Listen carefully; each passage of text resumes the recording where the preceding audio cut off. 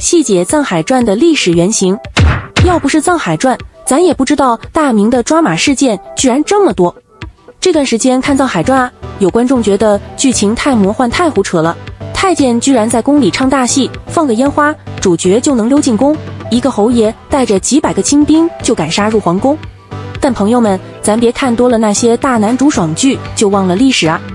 实际上啊，咱们稍稍翻翻历史书，就会发现，咱们大明朝发生的那些事啊，可比这些抓马多了。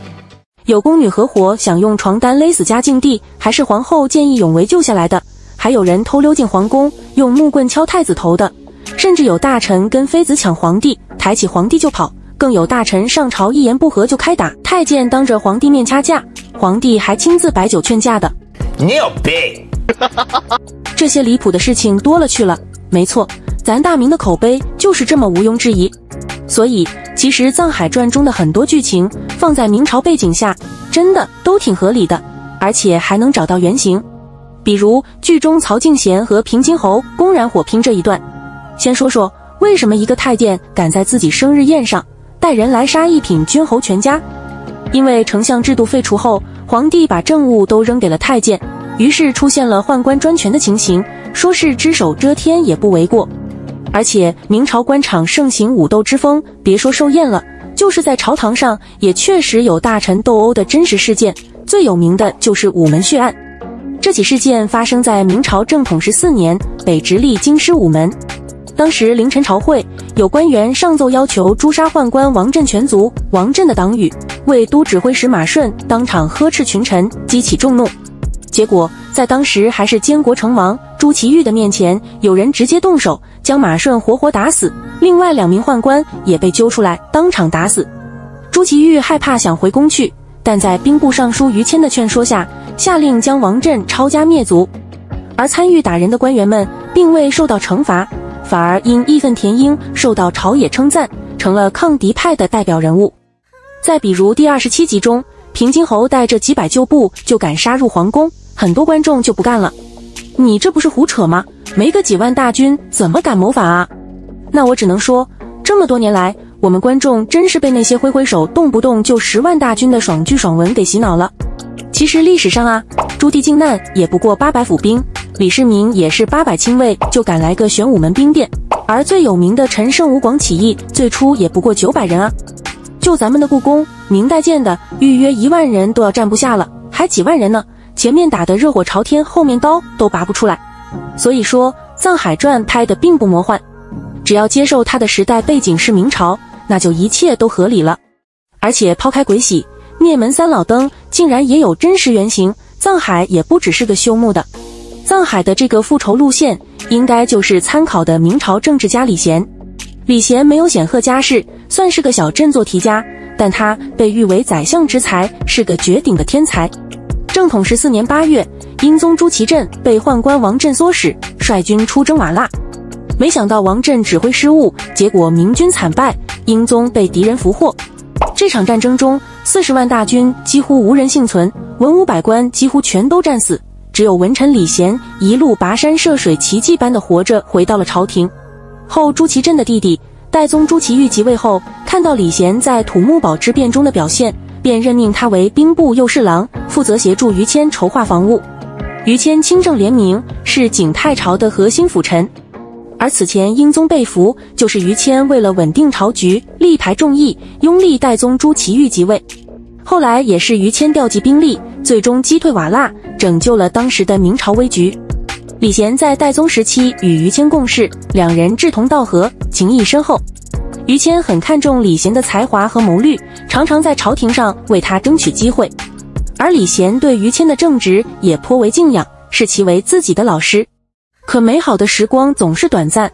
到了景泰8年，明代宗朱祁钰病重，徐有贞、石亨、曹吉祥3人联手策划了夺门之变，导致英宗复位。这里我们的灭门三老灯就以武将、太监、文官这种组合横空出世。这时就要详细讲一下这3人和灭门三老灯的联系了。首先是平津侯庄卢隐的原型武清侯石亨，明朝军事将领，抗击瓦剌的名将，爱惜人才。百科上又是怎么形容石亨的呢？石亨长相奇异，四方脸面，身躯高大，胡须极稀，善骑马射箭，尤其善用大刀。谁敢说这不是平津侯的原型？其次是赵秉文的原型，内阁首辅徐有贞。我觉得剧中11平内阁首辅这个身份，应该就是《藏海传》给第三人留的烟雾弹，以防大家结合历史猜到第三人身份。所以对应徐有贞的依旧还是赵秉文。徐有贞宣德8年进士及第，后受翰林院编修，身材矮小，但精明干练，颇有心计，并且喜好功名，对天文地理、兵法水利、阴阳五行等学问都有研究。最后就是曹敬贤的原型，同样都是曹公公的曹吉祥。从名字也能看出，曹敬贤这个名字就参考了曹吉祥。曹吉祥早年依附权宦王振，逐渐积累势力，并通过收编精锐士族培植亲信。石亨玉通过拥立英宗获取拥立之功，徐有贞又因在土木堡之变时主张南迁遭贬，渴望借政变翻身。曹吉祥又欲通过政变扩大宦官势力，所以三个投机派为了自身利益一拍即合，趁夜打开了南宫的大门，发动夺门之变，拥戴被软禁的太上皇英宗朱祁镇复位。夺门当夜，众人闯入后，甚至连当事人朱祁镇都是懵的，以为自己要被刺杀。结果众人高呼万岁。次日清晨，徐有贞在朝堂高喊太上皇复辟了，朱祁镇就这样重得皇位。但还在准备临朝，对夺门之变一概不知的朱祁钰还以为是于谦谋反篡位了。朱祁镇复辟之后，改景泰8年为天顺元年，封石亨为中国公，以徐有贞为内阁首辅，并且诛杀功臣于谦，满朝哗然。想当初瓦剌战败后，还是于谦顾全大局，劝说代宗朱祁钰迎回了太上皇朱祁镇。当时很多人为于谦求情，朱祁镇也很犹豫，但徐有贞、石亨等人以不杀于谦、夺门师出无名为由，坚持要杀掉于谦。最终于谦含冤被杀。面对恩师的冤屈，李贤外表看来恭顺，心里却早已埋下了复仇的种子。和藏海一样，他假意投靠当时把持朝政的3人，以身入局。李贤很会看形势，心里明白，如果现在跟徐有贞他们正面硬刚，那绝对是自找麻烦。于是他反而表现得对徐有贞恭敬顺从，步步为营，先稳住3人组的信任，同时暗中积攒力量。这一招不仅让徐有贞放松了警惕，还让李贤躲过了一场政治清算。而且他清正能干，口才了得，当初又没参与代宗的改朝换代，连英宗朱祁镇也慢慢对他信任有加。但夺门3人组自从徐有贞主政后，权力愈加膨胀，变得目中无人，经常在皇帝面前批评石亨、曹吉祥等人，以至于彼此间的矛盾公开化，3人关系迅速恶化，组合瓦解，开始内斗。这就给了李贤绝佳的机会。天顺元年的某天，朱祁镇突然拿出了御史的奏章，公开宣读，其中指责曹吉祥、石亨等贪污腐败，排除异己，必须严惩。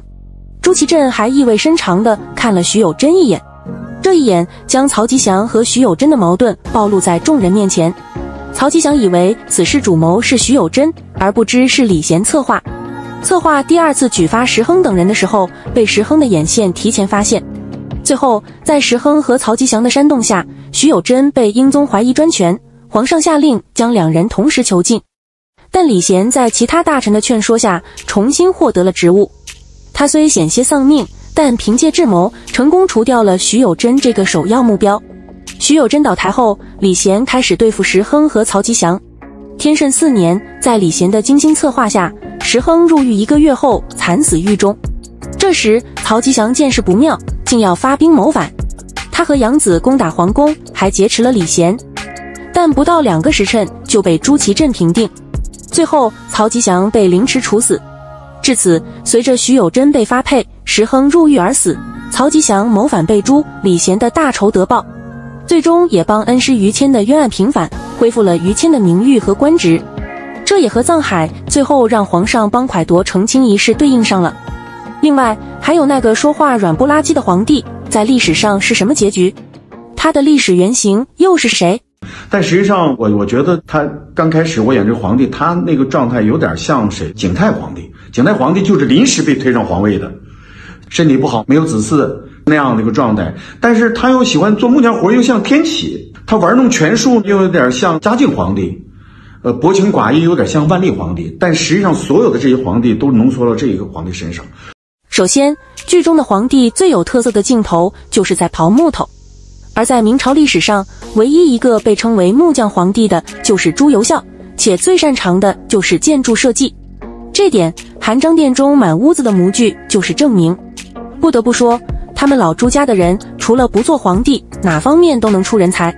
因为沉迷木艺又宠信宦官，朝政都被底下人把持，所以明朝才会有曹吉祥、魏忠贤等实权宦官。而且历史上朱由校没有子嗣，因为几乎都夭折了。要是继承皇位的话，只能是兄弟。剧中皇帝也是没有子嗣，很有可能是被人暗害才导致的。再有，朱由校的结局也很潦草，在20岁那年划船溺水后，不幸染上了重病，结果不治身亡，驾崩的时候才23岁。虽说年龄对不上，但可以肯定的是，无子嗣，爱做木匠活，是借鉴了明朝第15位皇帝朱由校的生平。其次，我觉得他身上还有万历帝的特点。万历帝的母妃就是贵妃李氏，当初太后下葬的时候，就是因为李贵太妃已经入皇陵陪葬，所以才会没有太后的位置。这一点和万历帝的身世很符合。还有一点，他在位的时候，朝中之事全靠着内阁的张居正。张居正是内阁首辅，恰好对应上《藏海传》中掌握大权的石阁老。后来万历帝好不容易开始亲政，但是又被国本之争逼退。他不上朝，就是对文官集团的无声反抗。枕楼那段皮影中提到的一群聒噪的文官，估计就是借鉴的这里。后来万历帝沉迷酒色病死，驾崩的时候58岁，这点倒是和现在剧中皇帝的年龄很贴。再有，明朝的嘉靖帝也是后期长时间不理朝政，但不是纯摆烂的，心思还是对朝政有所了解的。《藏海传》中的皇帝同样如此。想当初平津侯和曹敬贤互撕，皇帝一眼就看出他们二人的私斗不是因为装大。很明显，这位隐身幕后的皇帝是躲在背后玩权谋，很符合嘉靖帝的特点了。但他后期放权给严嵩，又迷恋仙丹，最后的结局也很悲哀。不仅明朝政治混乱，连他自己也中毒身亡。总的来说呢，这剧借鉴的皇帝原型是杂糅在一起的，没有说只借鉴一个皇帝的特点，这点还是很不错的。总结一下，《藏海传》虽然是架空剧，但从人物设定、政治走向到大事件原型，都深深扎根于明朝历史。它真的不魔幻，而是细说有据，越挖越真实。看剧顺便恶补历史，挺好的。